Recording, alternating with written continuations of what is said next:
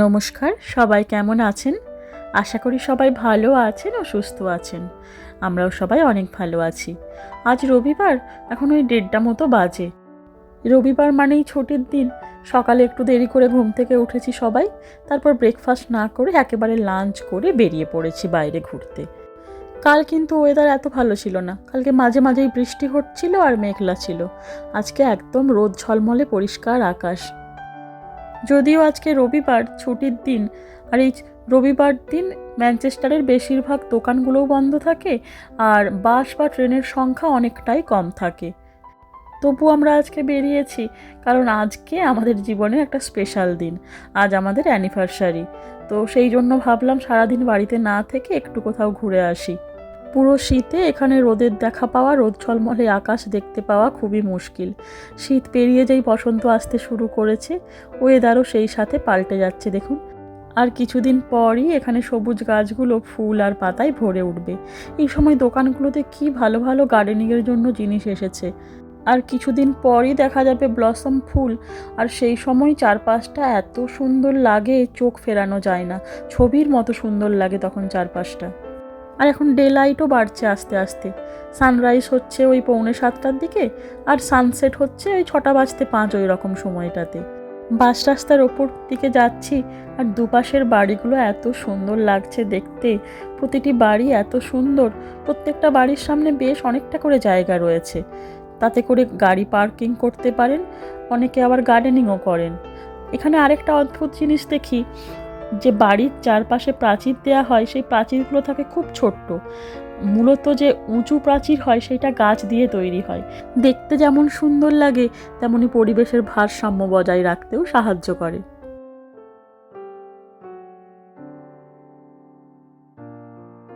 রাস্তা দিকে পেরিয়ে যাবার সময় হঠাৎ চোখে পড়ল একটি কবরস্থান বা সিমেট্রি।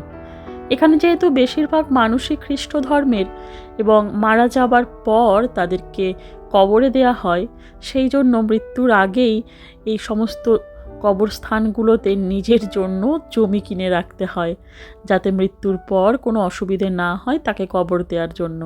সত্যি ভাবলেই কি অদ্ভুত লাগে। মানুষ মারা যাবার আগেই কিনে রাখছেন তার কবর দেয়া হবে কোথায়, বা তাকে কোথায় কবর দেয়া হবে সেই জায়গা। প্রথমে ভাবছিলাম কবরস্থান বা সিমেট্রিটি ছোট, তারপর দেখলাম কি বিশাল বড়। বাসে করে এই পুরো কবরস্থানের এলাকাটা পেরোতে আমাদের 12 মিনিট সময় লাগলো। মাঝখানে তো বাস একবার স্টপেজও দিল। মানে কবরস্থানের শুরু থেকে শেষ পর্যন্ত এলাকার পৌঁছানোর আগেই মাঝখানে একটা বাস স্টপেজ ছিল। শুনেছি এই সমস্ত কবরস্থানে জায়গা কিনতেও নাকি বেশ ভালো দাম পড়ে। সেটা আবার ডিপেন্ড করে আপনি কোন জায়গায় কিনছেন তার ওপর। অনেকে নাকি আবার কিনতেও পারে না, সামর্থ্য থাকে না কবরস্থানের জায়গা কেনার মতো। জানি না পরে তাদেরকে কি করেন, বা কাউন্সিল থেকে হয়তো কোনো ব্যবস্থা করেন তাদের জন্য। এই যে এটা হলো কবরস্থানের মেন গেট। মেন গেটের সামনেও দেখলাম একটি বাস স্টপেজ রয়েছে। তবে এলাকাটি এখানেই শেষ নয়, এর পরেও অনেকটা জায়গা জুড়ে রয়েছে।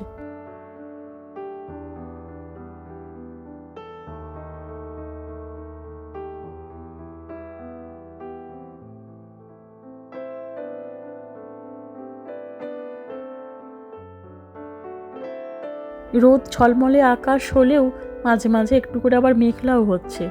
আস্তে আস্তে টেম্পারেচারও বাড়ছে। আজকে যেমন 8 ডিগ্রি টেম্পারেচার রয়েছে।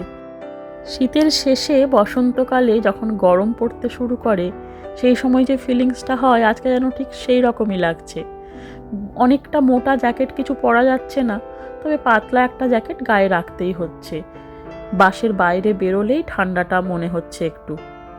কলকাতাতে তো শুনলাম বেশ ভালো গরম পড়ে গিয়েছে, ফ্যানও চালাতে হচ্ছে। তবে এখানকার মানুষজনের গরমকাল ভীষণ রকম প্রিয়, সেটা এখানে এসে আমারও মনে হয়েছে। গরমকালে ওয়েদার এত ভালো থাকে, আর ঘুরতে যাওয়ার জন্য একেবারে পারফেক্ট সময়। আর দিনের আলো তখন প্রায় 10টা পর্যন্ত থাকে। আজকের দিনটা আমাদের কাছে স্পেশাল। আরও বিশেষ করে ওয়েদার ভালো দেখে সবাই মিলে বেরিয়ে পড়লাম। বাস প্রায় ফাঁকাই রয়েছে যেহেতু রবিবার। আরও বিশেষ করে বারবার ঘুরতে ইচ্ছে করছে, চারপাশটা যেন বারবার দেখতে ইচ্ছে করছে, কারণ কিছুদিন পরই ছেড়ে যেতে হবে আমাদের এই জায়গাটা।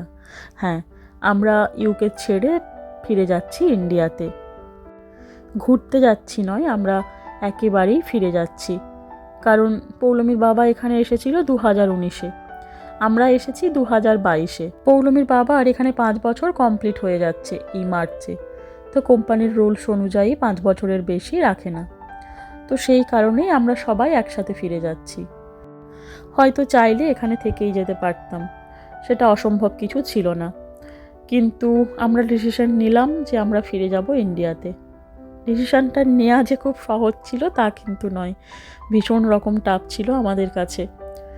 আর পৌলমী যেহেতু এখানের স্কুল, এখানকার লাইব্রেরি, এখানকার পরিবেশও ভীষণ রকম পছন্দ করে, পৌলমীর যেমন ফিরে গিয়ে অসুবিধে হবে, তার সাথে আমাদেরও বেশ অসুবিধে হবে।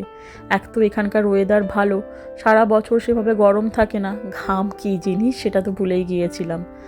আমরা যখন যাচ্ছি তখন ইন্ডিয়াতে একেবারে গরমের সময়টা, সেই জন্য ওয়েদার তো একটা ম্যাটার করছেই, তার উপর রয়েছে পলিউশন। এখানে তো পলিউশন একেবারেই নেই, আমাদের ইন্ডিয়াতে তো বেশ ভালো পলিউশন, সেটা নিয়েও হয়তো একটু প্রবলেম হতে পারে।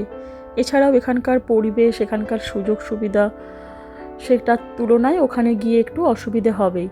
তো সেই সব কিছু ছেড়ে আবার ইন্ডিয়াতে ফিরে গিয়ে নতুন করে পৌলমীকে স্কুলে ভর্তি করা, পুরানো স্কুল ছেড়ে গিয়ে নতুন স্কুল, নতুন বন্ধু, আমার নিজের কাজ, সব কিছু একটু তো টাফ হবে। এসবের পরেও একটা দায়িত্ব থেকে যায় নিজেদের। তো সেই কারণেই আমরা ডিসিশন নিলাম যে আমরা ইন্ডিয়া ফিরে যাব।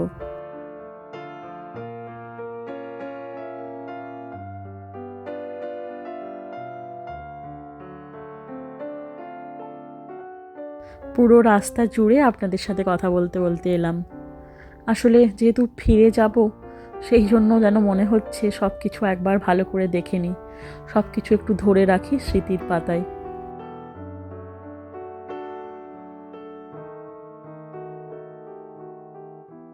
আমরা পৌঁছে গিয়েছি ট্র্যাফোর্ড সেন্টারে, যেটা ম্যানচেস্টারের বিগেস্ট শপিং মল আর পুরো ইউকের third biggest indoor shopping mall. এখানে বাসগুলো সমস্ত স্পেশালি আসে এই শপিং মলটার জন্যই। সারা দিন বহু মানুষের এখানে যাতায়াত থাকে। শুধুমাত্র বাইরে ওই অত বড় পার্কিংয়ের জায়গা দেখলাম, এর ভেতরেও বিশাল বড় পার্কিংয়ের জায়গা রয়েছে। এছাড়া ওপরের তলাতেও রয়েছে পার্কিংয়ের জায়গা। ক্রিসমাসের সময় একবার এখানে আসার ইচ্ছে ছিল, ভীষণ সুন্দর করে সাজায় চারপাশটা, কিন্তু হয়ে ওঠেনি সেই সুযোগ। এমনিতেও ভেতরটা বেশ সুন্দর করে সাজানো থাকে, এর আগে একবার এসেছিলাম এইখানটাতে। ভেতরটা ঘুরতেও বেশ অনেকখানি সময় লেগে যাবে, তো ভেতরটা আপনাদের ঘুরে দেখাবো নেক্সট ব্লগে। আজকের মতো ব্লগটা আর বাড়ালাম না, এখানেই শেষ করলাম। দেখা হবে পরের ব্লগে। সবাই ভালো থাকবেন, সুস্থ থাকবেন। আজকের ভিডিও কেমন লাগলো সেটা কমেন্টে জানানোর অনুরোধ রইল। সবাই ভালো থাকবেন, দেখা হবে পরের ব্লগে। টাটা।